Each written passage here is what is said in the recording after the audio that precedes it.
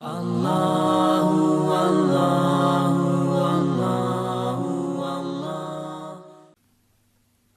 28ویں پارے کا آغاز ہے۔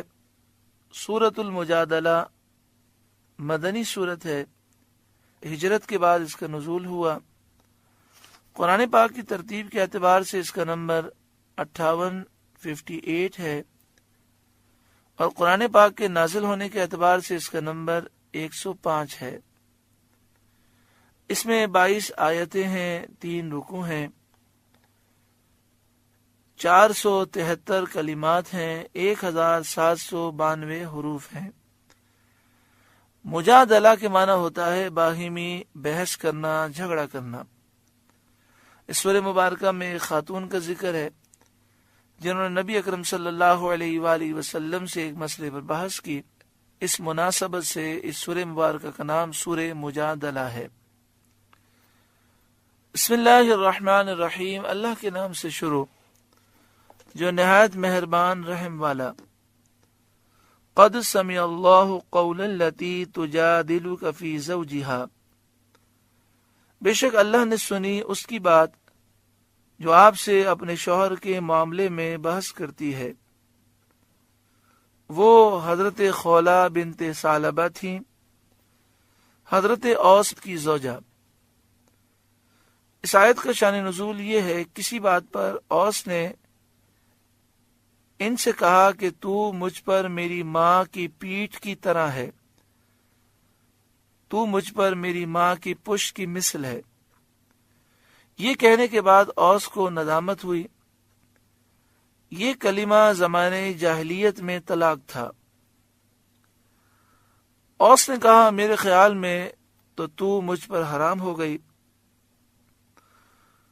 خولہ نے سید عالم صلی اللہ علیہ وسلم کی خدمت میں حاضر ہو کر تمام واقعات عرض کیے اور عرض کیا کہ میرا مال ختم ہو چکا، میرے ماں باپ گزر گئے، انتقال کر گئے، میری عمر زیادہ ہو گئی، بچے چھوٹے چھوٹے ہیں، ان بچوں کو باپ کے پاس چھوڑوں تو ہلاک ہو جائیں، اپنے ساتھ رکھوں تو بھوکے مر جائیں۔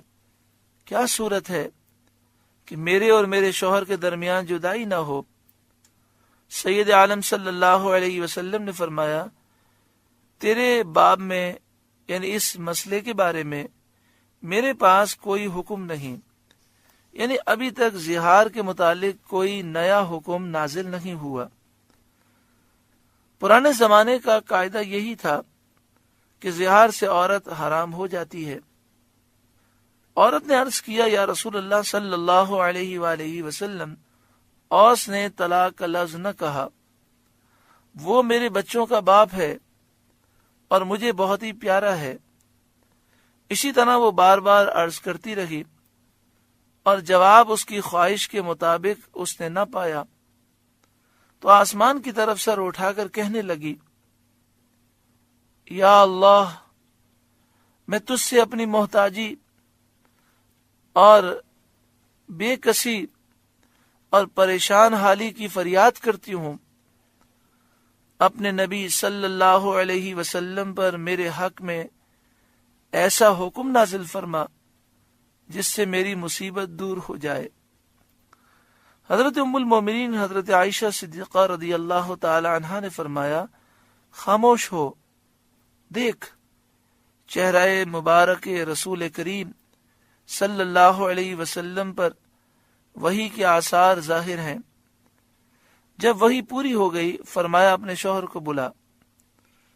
حضرت اوس حاضر ہوئے تو حضور صلی اللہ علیہ وسلم نے یہ آیتیں پڑھ کر سنائی، قد سمع اللہ قول التی تجادلک فی زوجہا، بے شک اللہ نے سنی اس کی بات جو آپ سے اپنے شوہر کے معاملے میں بحث کرتی ہے، وتشتکی الی اللہ، اور اللہ سے شکایت کرتی ہے، فریاد کرتی ہے، واللہ یسمع تحاورکما، اور اللہ تم دونوں کی گفتگو سن رہا ہے، ان اللہ سمیع بصیر، بے شک اللہ سنتا دیکھتا ہے۔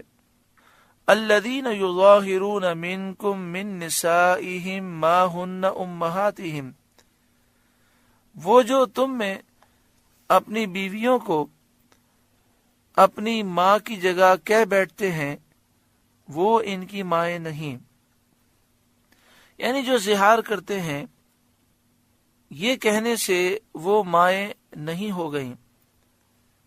زہار اس کو کہتے ہیں کہ اپنی بیوی کو محرمات نسبی یا رضائی کے، یعنی جو رشتہ دار میں محرم عورتیں ہیں اور جو دودھ شریک محرم عورتیں ہیں، زہار اس کو کہتے ہیں کہ اپنی بیوی کو محرمات نسبی یا رضائی کے کسی ایسے عضو سے تشبیہ دی جائے جس کو دیکھنا حرام ہے۔ مثلا بیوی سے کہے کہ تو مجھ پر میری ماں کی پیٹھ کی مثل ہے، یا بیوی کے ایسے عضو کو جس سے وہ تعبیر کی جاتی ہو، یا اس کے جز شائع کو محرمات کے ایسے عضو سے تشبیہ دے جس کا دیکھنا حرام ہے۔ مثلا یہ کہے کہ تیرا سر یا تیرا آدھا بدن میری ماں کی پیٹھ یا اس کے پیٹ یا اس کی ران یا میری بہن یا پھوپھی یا دودھ پلانے والی کی پیٹھ یا پیٹ کے مثل ہے، تو ایسا کہنا زہار کہلاتا ہے۔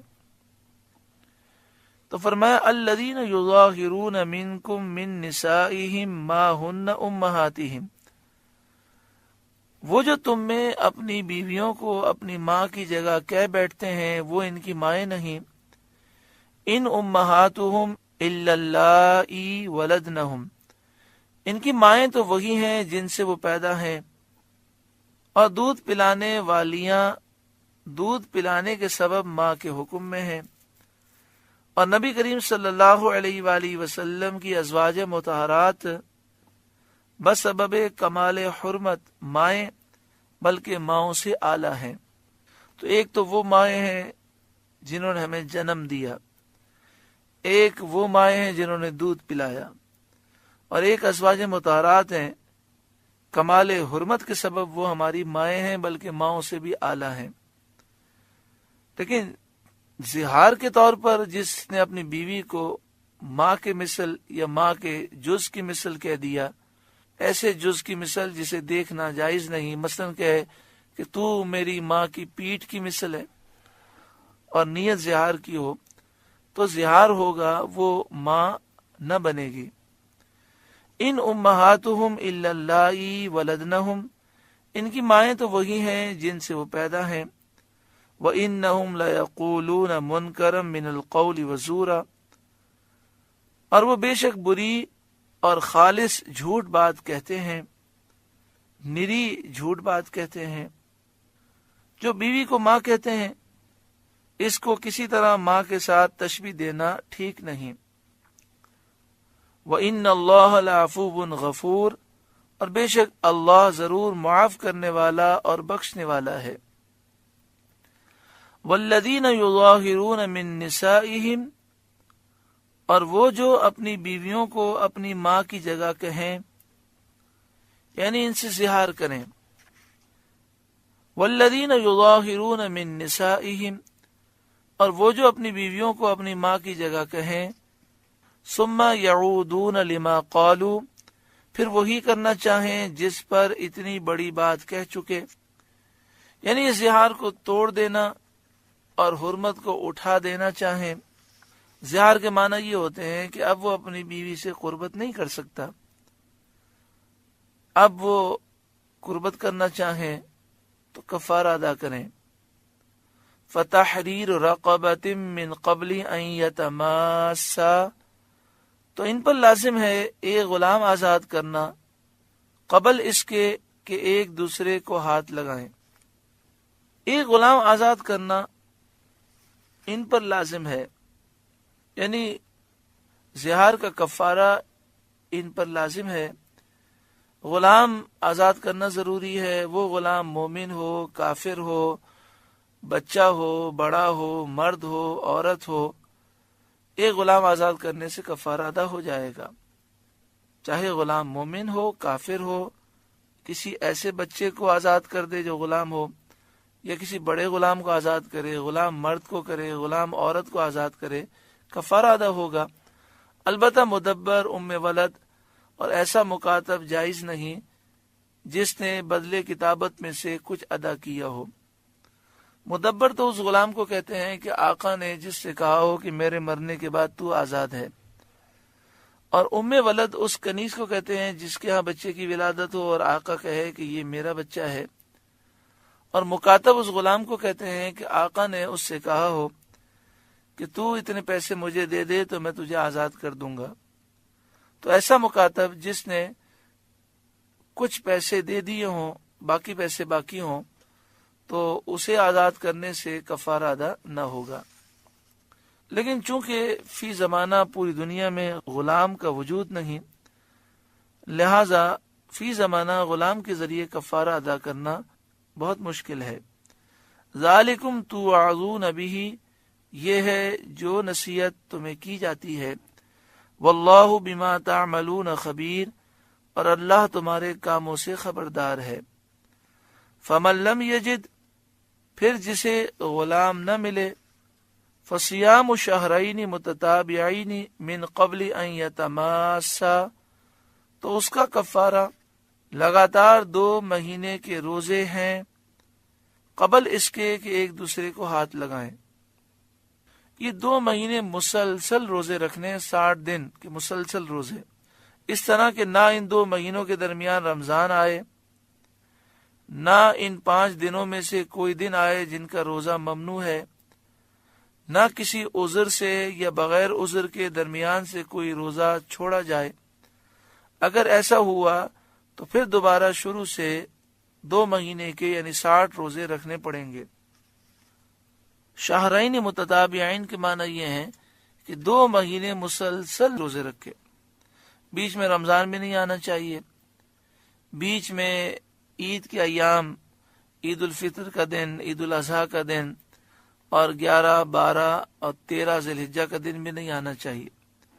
کسی عذر کی وجہ سے یا بغیر کسی عذر کے روزہ چھوٹ گیا تو پھر دوبارہ شروع سے 60 روزے رکھنے ہوں گے۔ من قبل ان یتماسا، قبل اس کے کہ ایک دوسرے کو ہاتھ لگائیں۔ اس سے معلوم ہوا یہ کفارہ ادا کرنے سے پہلے قربت بھی حرام ہے اور قربت کی دوائی بھی حرام ہے، جمع بھی حرام ہے اور دوائی جمع بھی حرام ہے۔ یعنی میاں بیوی ایک دوسرے کو ہاتھ نہیں لگا سکتے۔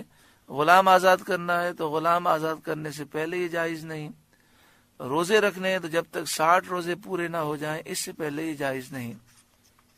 فمن لم یستطیع، پھر جس سے روزے بھی نہ ہو سکے، یعنی اسے روزے رکھنے کی قوت ہی نہ ہو، بڑھاپے کی وجہ سے یا بیماری وغیرہ کی وجہ سے، یا وہ روزے تو رکھ سکتا ہو لیکن مسلسل 60 روزے نہ رکھ سکتا ہو، فَإِطْعَامُ 60 مسکینہ، تو 60 مسکینوں کا پیٹ بھرنا، تو 60 مسکینوں کو کھانا کھلانا ہے، 60 مسکینوں کو کھانا دینا ہے، اور یہ اس طرح کہ ہر مسکین کو آدھا سا گیہوں یا 1 سا کھجور یا جو دے، اور اگر مسکینوں کو اس کی قیمت دی اور اس کی قیمت صدقہ فطر کے برابر ہے، یا صبح شام دونوں وقت انہیں پیٹ بھر کر کھلا دیا جب بھی جائز ہے۔ اس کفارے میں یہ شرط نہیں کہ ایک دوسرے کو ہاتھ لگانے سے پہلے ہو، حتیٰ کہ اگر کھانا کھلانے کے درمیان میں شوہر اور بیوی میں قربت واقع ہو گئی تو کوئی حرج نہیں، نیا کفارہ لازم نہ ہوگا۔ ذالک لتؤمنوا باللہ ورسولہ، یہ اس لیے کہ تم اللہ اور اس کے رسول پر ایمان رکھو اور اللہ اور اس کے رسول کی فرمانبرداری کرو اور جاہلیت کے طریقوں کو چھوڑ دو۔ وَتِلْكَ حُدُودُ اللَّهِ، اور یہ اللہ کی حدیں ہیں، ان کو توڑنا اور ان سے تجاوز کرنا جائز نہیں۔ وَلِلْكَافِرِينَ عَذَابٌ أَلِيمٌ، اور کافروں کے لیے دردناک عذاب ہے۔ ان الذین یحادون اللہ ورسولہ، بے شک وہ جو مخالفت کرتے ہیں اللہ اور اس کے رسول کی، کبتوا کما کبت الذین من قبلہم، ذلیل کیے گئے جیسے ان سے اگلوں کو ذلت دی گئی۔ رسولوں کی مخالفت کرنے کی وجہ سے جس طرح ان سے پہلے والے لوگ ہلاک ہوئے، برباد ہوئے، ذلیل ہوئے، یہ بھی ذلیل ہوں گے۔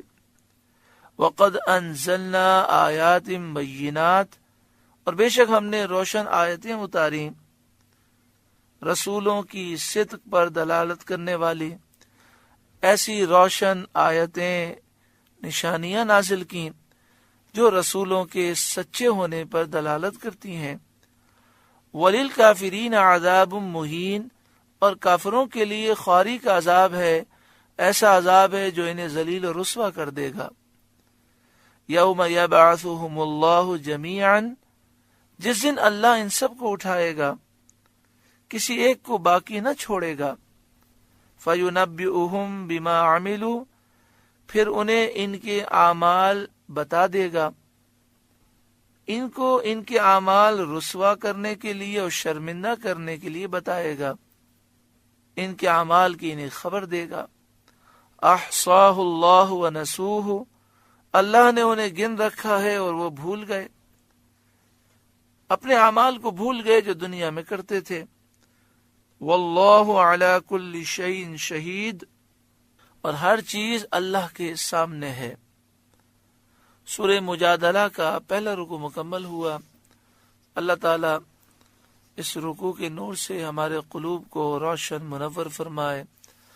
اللہ ہمارے تمام صغیرہ کبیرہ گناہ معاف فرمائے، ہمیں سچی پکی توبہ نصیب فرمائے، ہمیں روحانیت عطا فرمائے، کثرت سے ذکر کرنے کی توفیق عطا فرمائے۔